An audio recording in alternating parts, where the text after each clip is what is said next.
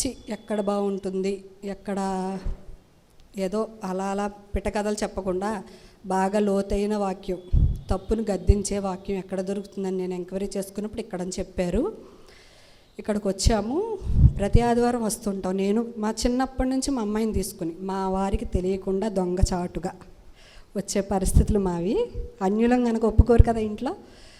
సరే, ఒకసారి గేట్ దగ్గర నా బండి స్టాండ్ వేస్తుంటే మెయిన్ గేట్ దగ్గర తెలిసిన వాళ్ళు వైఫ్ అండ్ హస్బెండ్ వస్తున్నారు ప్రార్థనకి.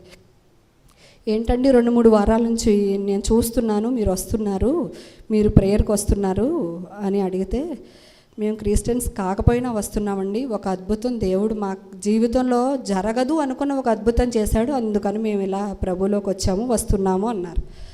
బండి స్టాండ్ వేస్తూ నేను అనుకున్న హృదయంలో, అందరి జీవితాల్లో అద్భుతాలు చేస్తున్నావు ప్రభువా, నా జీవితంలో ఎప్పుడు చేస్తావు? ఒక ఆలోచన.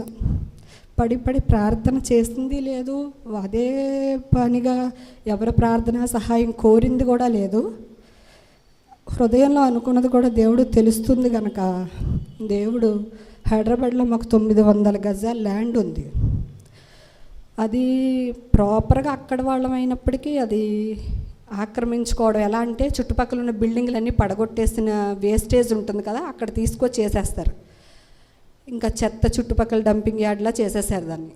అమ్ముకోవడం కష్టమేమో, ఇలా పాడు చేసేస్తున్నారు మన ల్యాండ్ అంతా.